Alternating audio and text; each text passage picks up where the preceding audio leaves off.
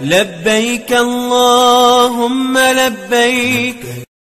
अस्सलामुअलैकुम दोस्तों, मैं आपका भाई मोहम्मद लईक हाजिर हूं आपके सामने आज एक और नई वीडियो लेकर। आज हम बात करेंगे एक ऐसी बहादुर औरत की जिसने अपनी जुर्रत और साहस के दम पर अपना नाम तारीख में सुनहरे लफ्जों में लिखवाया। तारीख के पन्नों पर जब भी भारत की आज़ादी की पहली लड़ाई 1857 का जिक्र होता है तो अक्सर हमें बहादुर मर्दों के नाम सुनने को मिलते हैं, लेकिन इन सब के बीच एक नाम और है जिसे अक्सर भुला दिया जाता है।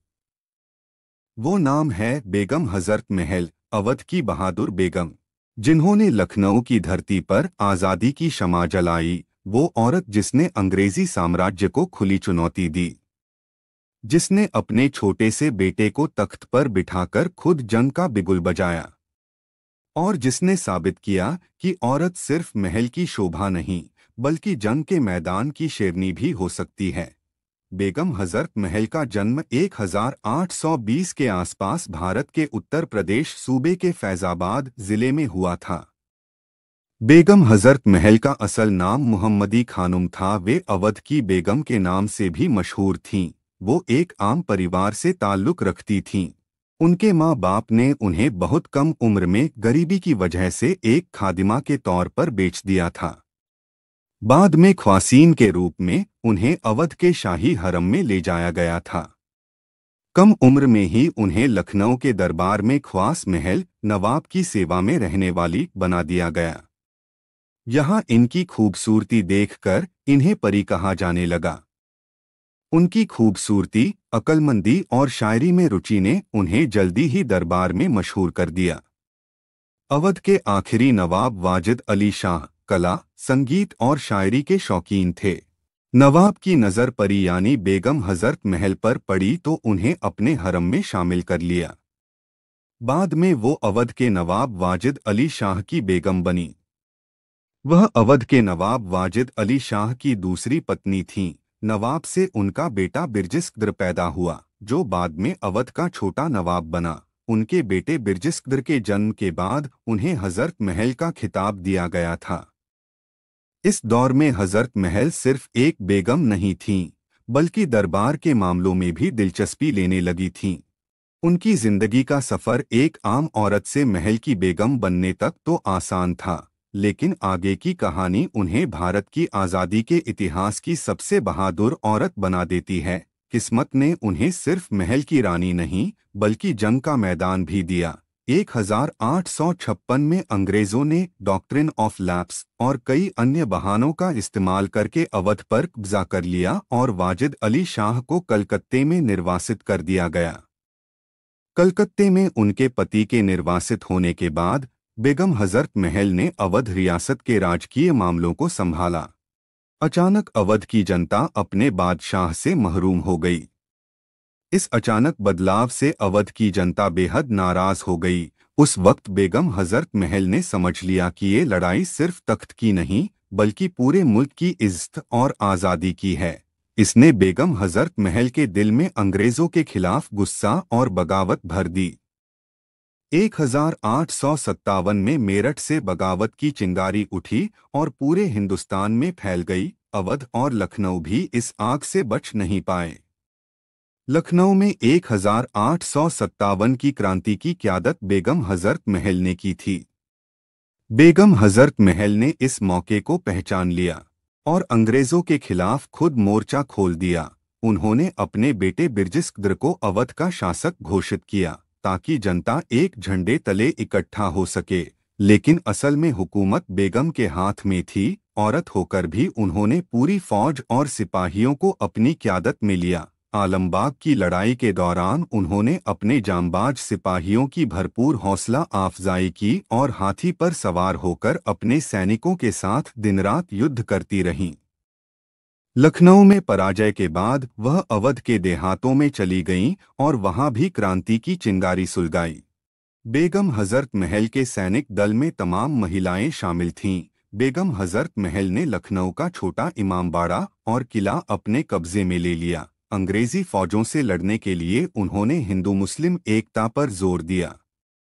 अंग्रेजों की सबसे मजबूत ठिकानों में से एक था लखनऊ रेजिडेंसी।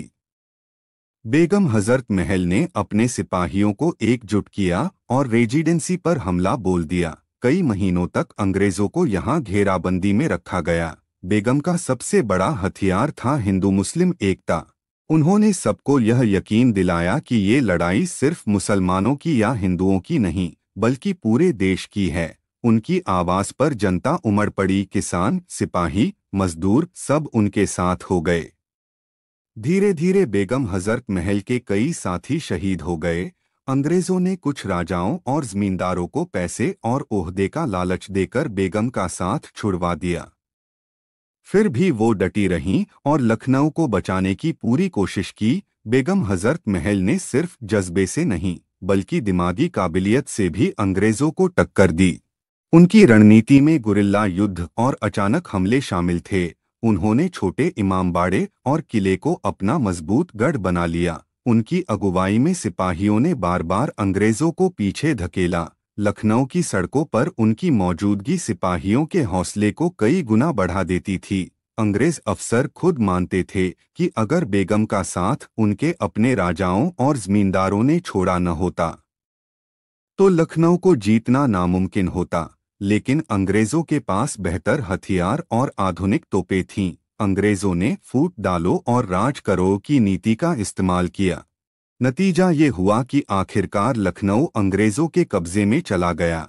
हार के बावजूद बेगम ने हथियार डालने से इनकार कर दिया। वो अपने बेटे और वफादार सिपाहियों के साथ नेपाल चली गई। नेपाल के शासक जंग बहादुर ने उन्हें पनाह दी, लेकिन वहां भी उनकी जिंदगी आराम की नहीं रही। उन्होंने बाकी जिंदगी गरीबी और मुश्किलों में गुजारी।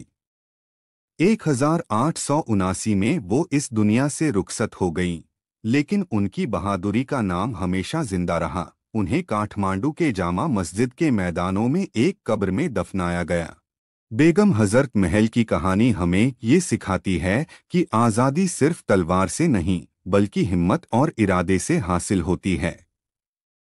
वो सिर्फ अवध की बेगम नहीं थीं, बल्कि हिंदुस्तान की पहली बहादुर औरत क्रांतिकारी थीं। उन्होंने अपने बेटे की हुकूमत, अपनी दौलत, अपना महल सब कुर्बान कर दिया, लेकिन अंग्रेजों की गुलामी कबूल नहीं की। लखनऊ में उनके नाम पर बेगम हजरत महल पार्क बनाया गया है। भारत सरकार ने उनके नाम पर डाक टिकट भी जारी किया है।